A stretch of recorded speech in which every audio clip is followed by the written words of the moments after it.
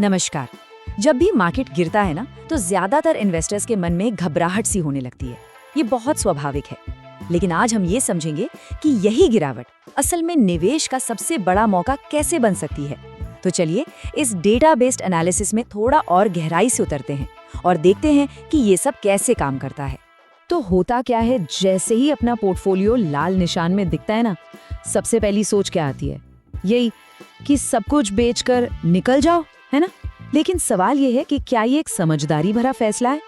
देखिए, आंकड़े तो कुछ और ही कहानी बताते हैं और यकीन मानिए यही वो एक गलती है जो लंबे समय में सबसे ज्यादा महंगी पड़ती है। चलिए एक ऐसे डेटा पॉइंट पर नजर डालते हैं जो शायद निवेश को देखने का नजरिया ही पूरी तरह से बदल दे और ये समझाएगा कि मार्केट में बस टिके रहना इतना जरूरी क्यों है। जरा इस पर गौर कीजिए। मान लीजिए 1999 में निफ्टी 50 में किसी ने 1 लाख रुपए लगाए, तो 27 साल बाद वो रकम हो गई पूरे 3.03 करोड़ रुपए।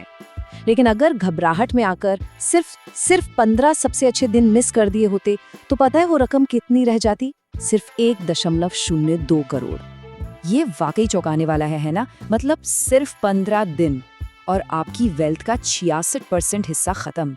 इससे एक बात तो बिल्कुल साफ है, मार्केट को टाइम करने की कोशिश करना ना सिर्फ लगभग नामुमकिन है, बल्कि ये बहुत महंगा भी पड़ सकता है। और पता है, पुराना सारा डेटा हमें एक ही बात सिखाता है, मार्केट की जो सबसे बड़ी तेजी होती है ना, वो अक्सर सबसे बुरे दिनों के ठीक बाद आती है। मतलब ठीक उसी वक्त जब ज्यादातर निवेशक डर कर मार्केट से बाहर निकल रहे होते हैं। बस यही वजह है कि मार्केट में बने रहना इतना ज्यादा जरूरी है। तो ठीक है, अब जब ये समझ आ गया है कि मार्केट में बने रहना है, तो अगला सवाल क्या है? यही कि मौका कहाँ है। गिरते बाजार में कुछ फंड्स दूसरों से ज्यादा गिरते हैं, जो उन्हें काफी आकर्षक बना सकते हैं। आइए एक्टिव और पैसिव फंड्स के बीच का फर्क देखते हैं। चलिए शुरुआत करते हैं स्मॉल कैप फंड्स से। ये एक ऐसा सेक्टर है जो जितनी तेजी से गिरता है, उतनी ही तेजी से लंबे समय में बढ़ भी सकता है। तो देखते हैं कि यहाँ क्या मौके छिपे हैं। यहाँ एक बहुत ही दिलचस्प पैटर्न देखने को मिलता है। जो पैसिव स्मॉल कैप फंड्स हैं, वो अपनी चोटी से लगभग 20% नीचे हैं, जबकि एक्टिव स्मॉल कैप फंड्स में करीब 28% की, मतलब कहीं ज्यादा गहरी गिरावट हुई है। ये देखिए, यहाँ पर इसके कुछ खास आंकड़े हैं। SBI का पैसिव इंडेक्स फंड करीब 20% गिरा है, जबकि टाटा का जो एक्टिव फंड है वो 28% तक गिर गया। ऐसा इसलिए हुआ क्योंकि एक्टिव फंड मैनेजर ने ऐसे स्टॉक चुने जो इंडेक्स के मुकाबले ज्यादा गिरे। तो स्मॉल कैप के लिए निष्कर्ष सीधा है, अगर किसी की रिस्क लेने की क्षमता ज्यादा है, तो एक्टिव फंड्स में एक गहरी छूट या डिस्काउंट मिल रहा है, जो एक बेहतर एंट्री पॉइंट हो सकता है। ठीक है, अब आगे बढ़ते हैं और देखते हैं कि मिड और लार्ज कैप में क्या कहानी चल रही है। क्या हमें वहां भी ऐसा ही कोई पैटर्न देखने को मिलता है? चलिए पता करते हैं। अरे वाह, मिड कैप में तो ये अंतर और भी ज्यादा साफ है। मोतीलाल ओसवाल का पैसिव इंडेक्स फंड सिर्फ 10% गिरा है, लेकिन उनका ही एक्टिव फंड करीब 28% तक नीचे आ गया है। ये तो लगभग 3 गुना ज्यादा गिरावट है, जो एक्टिव फंड्स में एक बड़े मौके का इशारा कर रही है।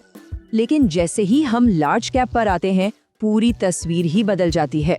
यहाँ एक्टिव और पैसिव दोनों ही फंड्स में लगभग 10 से 12% की एक जैसी गिरावट है। तो इसका मतलब है कि यहाँ फैसला डिस्काउंट पर नहीं, बल्कि किसी की अपनी इन्वेस्टमेंट स्टाइल पर निर्भर करेगा। अब चलिए एक बहुत ही खास कैटेगरी यानी थीमेटिक फंड्स पर नजर डालते हैं। ये फंड्स क्या करते हैं? ये किसी एक खास सेक्टर पर ही पूरा ध्यान लगाते हैं, जिसका सीधा मतलब है कि इनमें रिस्क और रिवॉर्ड दोनों ही बहुत ज्यादा होते हैं। कुछ सेक्टर्स में तो बहुत ही गहरी गिरावट आई है, जैसे रियल एस्टेट और IT सेक्टर। ये अपनी चोटी से 30 से 40% तक नीचे हैं। हाँ, ये एक मौका हो सकता है, लेकिन ये याद रखना बहुत जरूरी है कि ये सेक्टर्स मार्केट के उतार चढ़ाव के साथ ही चलते हैं और इनमें जोखिम बहुत ज्यादा होता है। इसीलिए यहाँ सावधानी बरतना बेहद जरूरी है।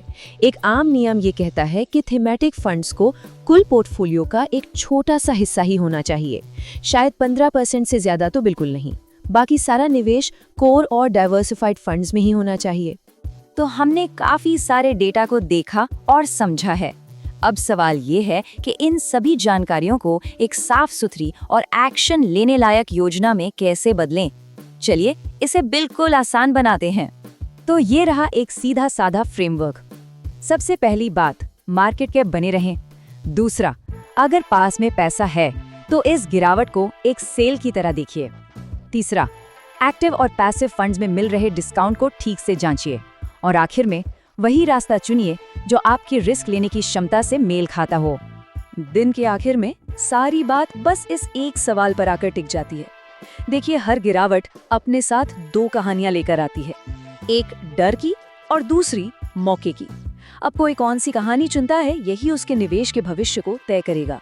अगर ये एनालिसिस मददगार लगा हो तो प्लीज़ एक लाइक ज़रूर दीजिए और सब्सक्राइब कीजिए। अगर कोई भी सवाल है तो नीचे कमेंट्स में पूछने में बिल्कुल भी झिझकिए मत। और अगर निवेश शुरू करने के बारे में सोच रहे हैं तो डिस्क्रिप्शन में दिए गए लिंक को देख सकते हैं। देखने के लिए बहुत बहुत धन्यवाद।